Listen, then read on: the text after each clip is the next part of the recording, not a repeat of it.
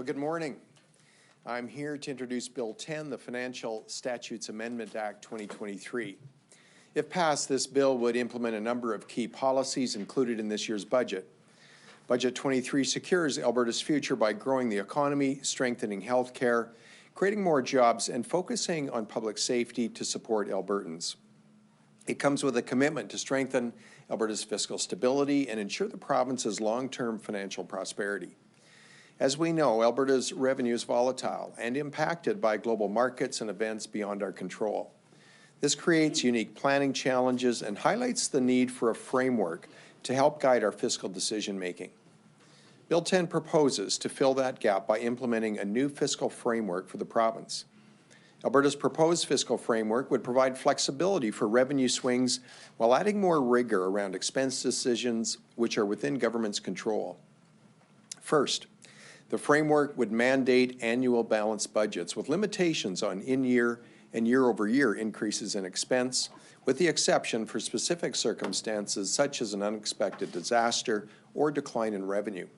Second, it would set policies for the allocation of surplus cash with at least half of any surplus going towards debt repayment. Any remaining amount would be allocated to a new Alberta fund, which would effectively serve as a holding account.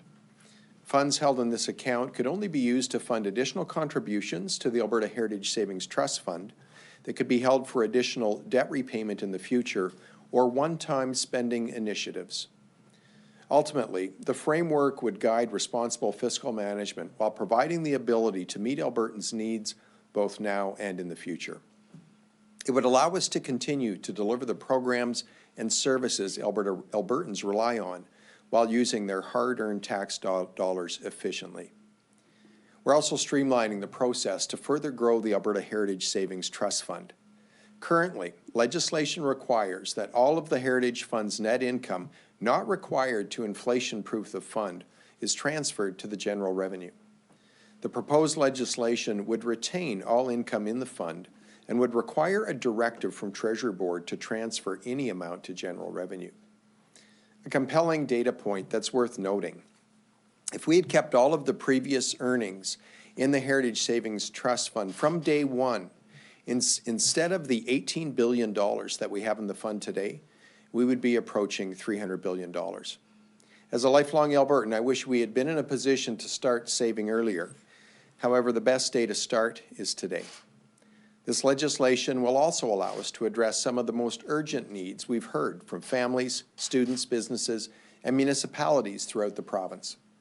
It will enable us to make life more affordable for students by limiting the average domestic tuition increase to 2% for most public post-secondary institutions starting in 24-25. It will support expanding enrollment at our private career colleges and help address Alberta's workforce shortages. Bill 10 will enable us to move forward with a new agri-processing tax credit that will improve our competitiveness and help attract large-scale investment, diversify the economy, and create jobs for Albertans. The Alberta Agri-Processing Investment Tax Credit would provide a 12% non-refundable corporate tax credit to eligible corporations that make a minimum capital investment of $10 million in value-added agri-processing in Alberta. As well, Bill 10 also makes changes that would cover dental, drug, vision, and other supplemental health benefits for children adopted in the province, making us the only jurisdiction in Canada to do so. We would also increase the adoption expenses tax credit and offset a portion of the cost of adoptions to help Albertans who want to start or grow their families through adoption. Another issue we came across while talking to municipalities across Alberta is a need to have more predictable and consistent funding. Our government has listened. We're delivering through proposed amendments to the Local Government Fiscal Framework Act that would tie future municipal funding levels to changes in provincial revenues. Bill 10 would also update the revenue index factor in the Local Government Fiscal Framework with a legislative amendment that will strengthen the partnership with municipalities.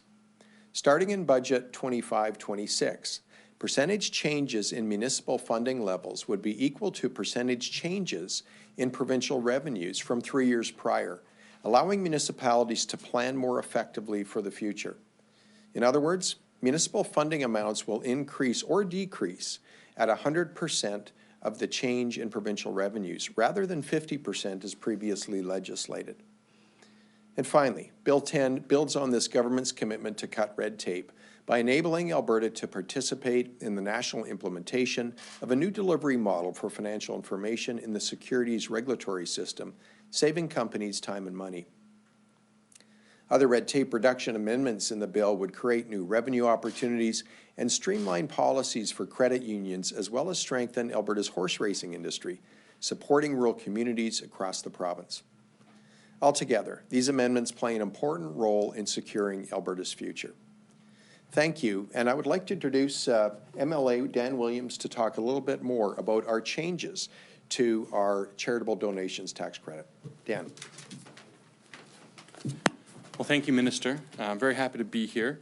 So last fall, I introduced a private member's bill that amended the Income Tax Act so that we can increase to the same rate that we give political non-refundable refunds and tax credits also to charities. So instead of a total 25% refund on your first $200, you are now going to be getting, with this amendment that the Minister's included in Bill 10, 75% of your first $200 to any registered charity that you donate. Charitable donations are so important to the foundation of our province. Charity is the watchword and watermark of Albertans, who we are as a province from our very beginning. This is a great opportunity for Albertans to give, continue to give, and if you aren't giving, today is the first day to start giving now. This bill also is one slight amendment from the private member's bill to have it come into effect as of January 1st of this year, so that it come into effect for this upcoming season. And folks will be able to get that tax refund at 75% for the first $200 in this fiscal year. I'm very glad to be here, and I'm very glad that the Minister has so wholeheartedly endorsed and supported the private member's bill that has now become part of Bill 10, so that Albertans can give more charitably, and we support them in this time of difficulty with affordability crunch. This tax cut, this relief, this ability to give to charities is going to help the charitable sector, the nonprofit sector, and Albertans as well as they give to their favorite charities. Thank you. Perfect. With that, we'll open it up to Q&A. We'll start in the room. We'll do one question, one follow-up as usual, and then we'll go to the lines if there's any. Anyways, we'll start it off with the first question. So that $300 billion, that's one half of the shoulda, woulda, coulda, but if you're not using that money in general revenue, then you're either going to have to raise taxes, cut, or do both. So what should have been done? If you're not using those royalty revenues, if you're keeping them as savings, how would you pay for all the stuff Alberta has? Sure. So, I mean, when we take a look back, I think it's important to do the analysis and understand the value of compound interest in that Heritage Savings Trust Fund. We can't go back and change decisions back in the day. But what we can do is bring responsible fiscal management from today forward. In other words, ensure that we're delivering most efficiently. Back in 2019, we set out a 4-year fiscal plan that would, over time, over 4 years, carefully, thoughtfully, surgically bring our cost of delivering government services to align with that of comparator provinces. That was an important step in ensuring that we can actually move forward in the future and leave the earnings in the Heritage Savings Trust Fund. So it's really all part of the package. Responsible fiscal management, sustainable spending is part of the equation to ensuring that we can leave the earnings in that Heritage Savings Trust Fund. And on budget day, you said it would be the shame and scandal of breaking your own law that would prevent I thought I said 100 days in jail. 100 days in jail. let's not forget that. But the PCs had multiple fiscal frameworks over the years and broke that. They ignored it when they didn't want to anymore, and they still had a 4-decade-long dynasty. So what makes you convinced that people are going to adhere to this? Sure. No, that's a great question. And the reality is a fiscal framework can be changed. We bring it in by legislation, and future governments would have the ability to change it. But I believe that if we bring in a fiscal framework with the appropriate flexibility, enough flexibility to accommodate a volatile revenue structure, which we have in this province, with enough flexibility to ensure that we can respond in a meaningful way, in an appropriate way to any disasters or emergencies that we might encounter, or again, to any other more technical anomalies, such as non-cash accounting changes or Alberta Petrochemical Investment Program support. If we bring in a fiscal framework with the requisite flexibility, I believe that these rules will be durable. They will work for Albertans, and there will then be a real political cost to changing them. I think that's what we want to establish here. If we brought in fiscal rules that are obviously not appropriate, then governments can and should change them, and there won't be a political cost. If we bring in thoughtful fiscal rules, then for governments to move outside and effectively revoke those rules, there would and should be a political cost. That's the goal with this fiscal framework. Great, next A lot of question. people we've talked to say that the framework could be a little bit more, stricter. For example, that provision that says that, you could make a deficit if revenues drop by $1 billion since last quarter of the year. That's actually the situation we would have been in this year, yet we have a huge surplus. You could have spent even more. So isn't there room to kind of, make the rules a little bit tighter so that you don't have that kind of situation like we're in right now? Well, there's, I love the fact that Albertans are fiscally conservative, firstly. But these rules have a layering effect. So we have a requirement for a balanced budget with exceptions. As you've noted, a major decline in revenue is one of those exceptions.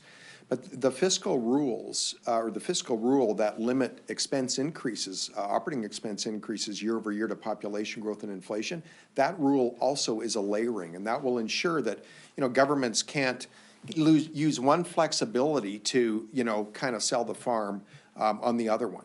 So again, these rules, I believe, work well because there's a layering. The other thing I would note, within these rules, within the balanced budget requirement, is this requirement, that governments cannot run more than 3 deficits in a row for any exception. That's going to require governments to ultimately deal with the challenge of a structural deficit should we see, again, a structural change in maybe our expense profile or especially our revenue profile. Did you follow? Yeah, on different topic, adoption, there's a lot of changes to help new families who want to adopt, and there's a lot also specifically for families who would adopt a child in government care. So can you tell me what was the impetus to help them, and was there one specific for Alberta children in government care? Well, ultimately, we as Albertans have a responsibility to our most vulnerable, and children without homes, without parents, I believe, are chief among the most vulnerable in this province. And so we really believe we have an obligation, and I fully expect that this would align with Albertans' priorities to ensure that we're creating an environment where adoption can take place as seamlessly as possible. That families, parents that would look to adopt a child can do that with sufficient support. And these children, after they've found their new family, can have additional support through our healthcare system. That's been the impetus. Minister, during the leadership campaign, the UCP leadership campaign, I think you and some other candidates had talked about streamlining the adoption process. It was often in response to questions about the topic of abortion. So I'm wondering how much of this comes out of an impetus from your party and your party's members to try to improve the adoption system in Alberta as it relates to not making any changes when it comes to abortion access. This is about supporting children that need a home. This is about supporting children that can benefit from parents. And so again, this is about just ensuring that parents who want to adopt a child have every ability to do so, that we can lessen the financial burden, that we can ensure that we're supporting those children after they found their new home. Can I also ask Mr. Williams a question about some of these changes too? I mean, your private member's bill passed last year, so changing this to be retroactive to January 1st, 2023, and if I'm understanding this correctly, so then the 2023 tax year, people would be eligible, so when they file in April 2024, it's included. Does this represent a change of heart, or was this an oversight in the original legislation? No, not at all. The original legislation was very simple. It had 2 clauses. One was the amending of the formula from 10 to 60%, and then the other aspect of it was when it came into effect upon proclamation, which would be a decision of cabinet. And we left that with flexibility, knowing that there could be the need for the Minister of Finance and Treasury Board to have a consideration of this. It's a private member's bill, so it's not spending government revenue. In an important way, it's a non-refundable tax credit, but it also has financial implications, so we want to make sure we work closely with Minister Toews and his team. So this ended up being the way that gave us the most flexible in how I drafted the bill initially, with the support of the minister, so that he could implement in the way that made most sense. And after reviewing it in the new year, the best way was for us to have it come into Bill 10 and have it retroactively apply as of Jan 1st, which we always knew was an option and was probably the favored one. Perfect. We'll take one more question from the room, and then we're going to jump to the line. So, Michelle. Yeah, question for the Minister Toews. I wanted to ask you about, I think we're going to drill down a little bit here into some details, expanding enrollment at career colleges, so the measures that you're taking on career colleges will expand the enrollment. Can you tell me specifically what you're doing there? It's kind of vague in the documents that we received. So what is that? What measures exactly are you taking? So effectively, with private career colleges, it will change their status to independent academic institutions. It will raise their profile, and it will ultimately result in those institutions being able to offer additional programming. That's really what changes. And so much of, certainly a big part of Budget 23 was to ensure that we were providing more training opportunities for Albertans. Again, we've got, as I travel around the province, a common denominator across sectors and across regions is the fact that so many employers are short-staffed. They can't find the talent and the expertise to fill positions. And it's also important as we head into a time when there's so much opportunity in Alberta. We see an economy diversifying at rates I've not seen in my lifetime. We want every Albertan to have the opportunity to participate in the Alberta Advantage. And in many cases, this requires reskilling or additional training. We just want to make sure every opportunity is available. So private career colleges are private businesses, right? So they pay tax? It's true. Okay, so switching them over to be independent educational... academic institution. Thank you. Does that change their tax status? No, it doesn't. Okay. They would remain taxable. They would remain taxable. And the other thing, does this make them more eligible for government grants too? Like, does that change things there? No, I don't believe it will make them more eligible for government grants, but again, it will provide a change in profile, and it will, we believe it's going to result in additional programming being offered by these private individuals. How so exactly? Like, with additional programming, that would suggest they would get more funding? No, I believe it will just, again, increase their profile, which, again, we're hopeful will result in just more programming offered by these private institutions who actually perform a very significant role in training Albertans. Minister, how does it raise their profile, though? Like, the average Albertan doesn't know the difference between a private college and an independent academic institution. How does that raise their profile? This is a small change. It's a small tweak that, again, we've taken the advice of our advanced education minister on this one, and this is part of a greater suite of changes in Budget 23 to ensure that we're doing all we can to create additional training spaces for Albertans. We're just going to jump to the lines quick, and then we can come back to the room for final questions. Operator, can you put through the first caller? David Bowles, 630 Ched. Hi there, Minister. Just a point of clarity, if I may.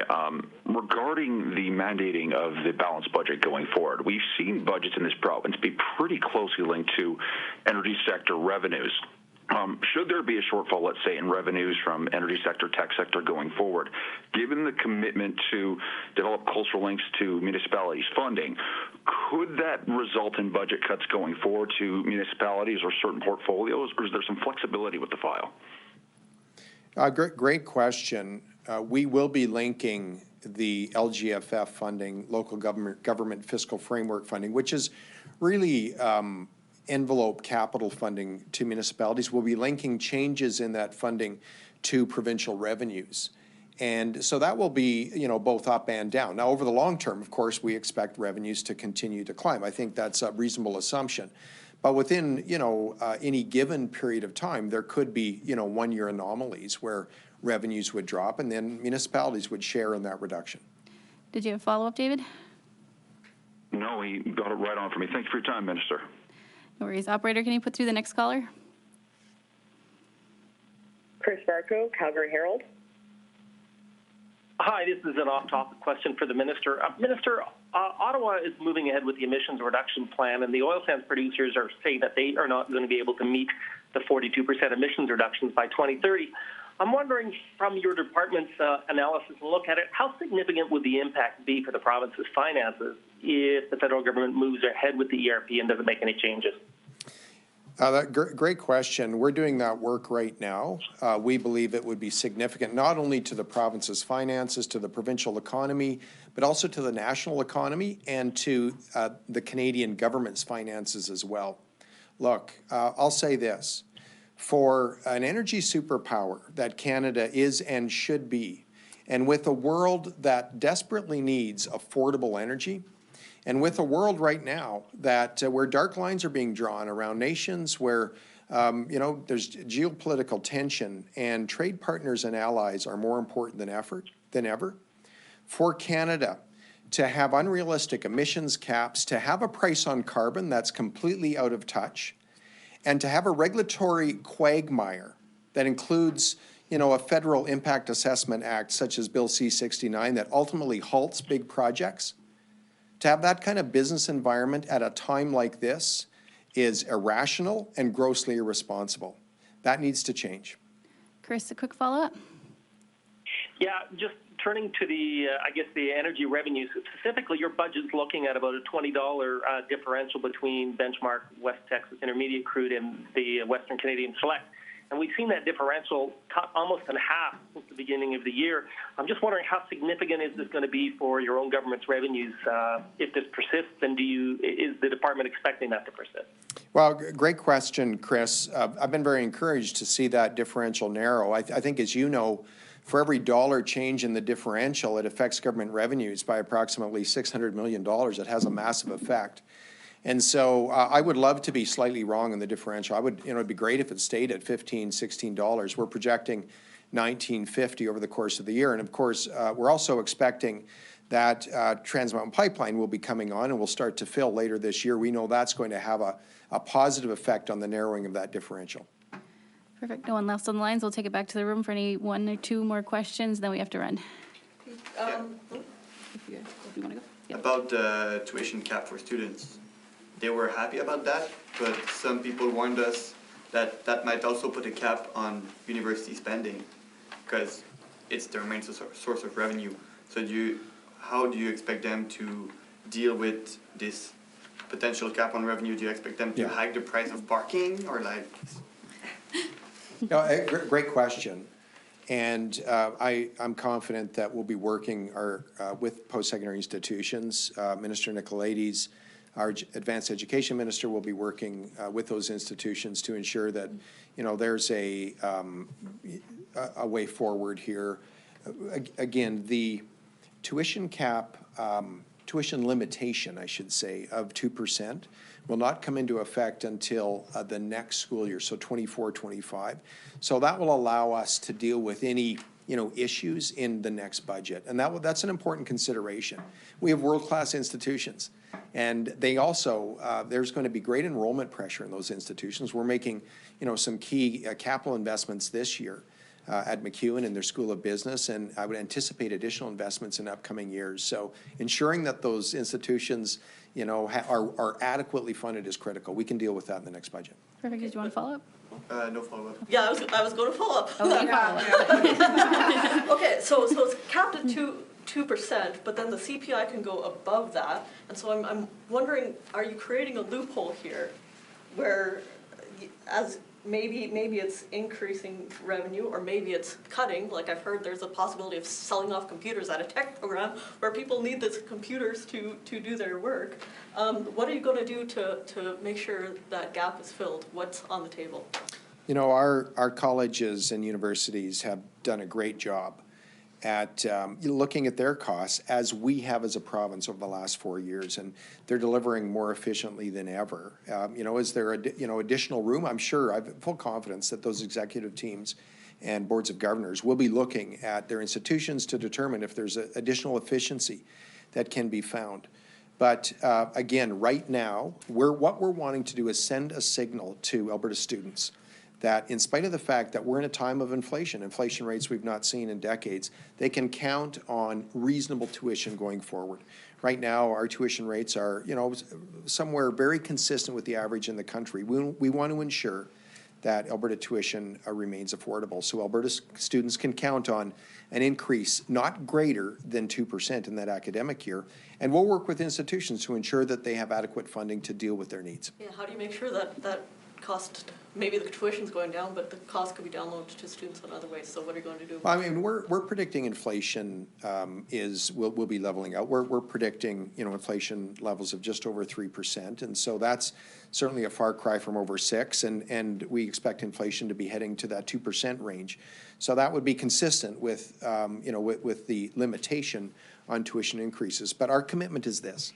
We will work with our post-secondary institutions so that they have adequate funding to be able to offer the programming that Alberta students need. You say work with, sometimes that's, that means like encourage them to find ways to make the revenue up themselves. So, I mean, is the government prepared to step in with additional funding to sort of smooth over this transition to the tuition limitation? We're committed to working with institutions to look at every option, Michelle, to look at every option just to ensure they're not held back. They play such a vital role in the economy today and in ensuring that all Albertans can participate in the great opportunity called Alberta. And so one way or another, we will ensure they have adequate funding. Now, first, I always suggest the first option is this. Let's take a look at you know, our cost structure. We've done that as a province. And our colleges and universities have done a very good job of that as well in the last 4 years. And that work is always ongoing. That's the first thing. But then secondly, obviously, we'll take a look at what might be required in additional to that. Now, there's also, as we see enrollment growth increase, there's also an economies of scale factor as well. And I would expect that our post-secondary institutions will benefit from that. But the other thing, I mean, as we all know, it's not just tuition, right? Like, you know, when you go to a college or university, there's all kinds of different fees, right? And sometimes that's, and also fees for international students, right? So you see that, you know, you might be reducing tuition, but, you know, fees might go up for students, individual students, and as well for international students. Sure, I mean there's a... So how can you prevent that from happening? Because that's an additional burden on the students. Absolutely. There is a requirement, however, at our institutions that in terms of their fees, it's a cost recovery only. It's not a source of profit. So again, costs are going up and they can charge students appropriate fees relative to their costs, but not beyond that. Great, thank you. That's all the time we have for today.